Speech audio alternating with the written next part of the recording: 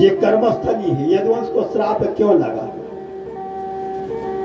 आप लोगों ने नाम सुना होगा, अपने बुंदेलखंड का विख्यात यह गायक थे, सम्माननीय, आप लोगों ने नाम सुना होगा, देशराज पटेल यादव। सम्माननीय थे, माननीय थे और वाणी पर भी उनका अधिकार था। एक बार भागवत की कथा हो रही थी और उनका संध्याकालीन जो है यहाँ पर कार्यक्रम रखा गया था। आ गए, बैठ करके भागवत की कथा सुनी और संध्या काल के समय में जब वो है अपने कमरे में थे, एक उन्होंने एक व्यक्ति को पहुंचा, जा शास्त्री जी को बुला रहा। गए वहां पर, बड़े सम्मान पूर्वक हमको उन्होंने बैठाया, कहा शास्त्री जी कथा सुनकर के हमको ऐसा जो आपने रस निचोड़ दिया कि हृदय प्रफुल्लित हो गया।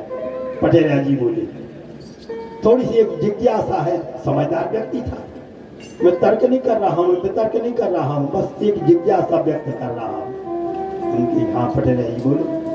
मैं ये मत समझने का हम प्रश्न कर रहे तर्क वितर्क, हमारे पूछने का जिज्ञासा का भाव यह है कि जब भगवान सर्वज्ञ थे, अपने ही सामने उन्होंने विवाह किए, अपने ही सामने पुत्र हुए, अपने ही सामने पौत्र हुए, अपने ही सामने प्रपौत्र हुए, इतना बड़ा वंश बन गया, खुदाई बड़ा और खुदाई मिटवा दो, सो काय भाव वृंदावन बिहारी लाल की।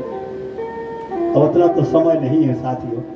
बहुत अच्छी जिज्ञासा उन्होंने कही थी देशराज पटेल जी ने। कहा शास्त्री जी बस एक बात है कि अपने ही सामने उन्होंने वंश को क्यों मिटवाया?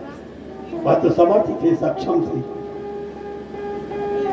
बात तो पेचीदी थी, लेकिन कोई व्यक्ति चाहे कि मैं अपनी बुद्धि से तर्क का समाधान कर दूं, जिज्ञासा का समाधान कर दूं, तो अपने हनुमंत लाल जी महाराज का आशीर्वाद है। शुद्ध हृदय से कहने जा रहा हूं कि न बुद्धि, न बल है, न ज्ञान है, लेकिन ऐसी सत प्रेरणा दी हमारे पवन पुत्र हनुमान जी महाराज ने।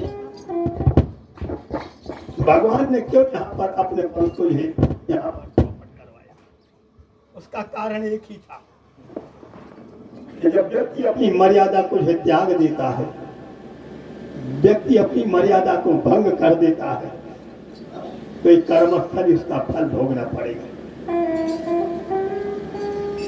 कृष्ण के जो पुत्र पपौत्र थे, वह साधु और पंडितों की अवहेलना करने लगी थी, सप्तऋषियों के साथ में अवहेलना की और उन्होंने उनके साथ में हंसी खिलवाड़ कर दी।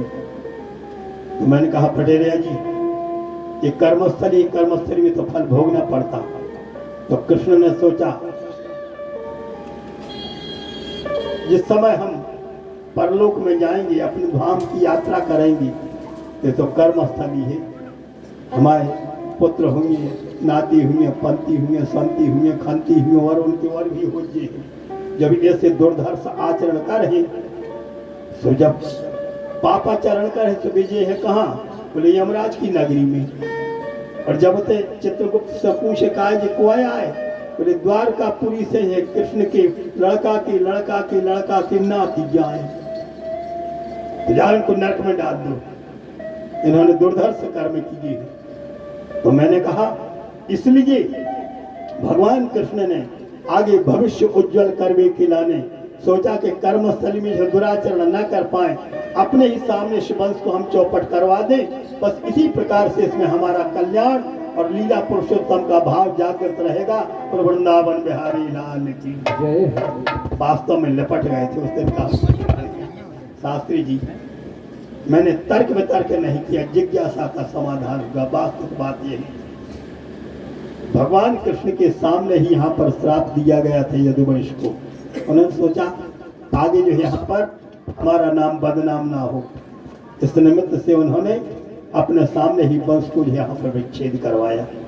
उद्धव जी को दिव्य ज्ञान प्रदान किया। आगे का 2 मिनट में आप लोग यह कथा का विराम होने जा रहा है, 2 मिनट की बात। और उद्धव जी को दिव्य ज्ञान प्रदान किया, दत्तात्रेय जी महाराज का जो दिव्य चरित्र सुनाया। व्यक्ति का आना और व्यक्ति का जाना अवश्यंभावी है।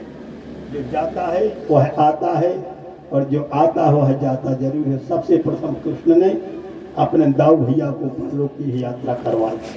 इसके पश्चात जरा नाम की व्याधि से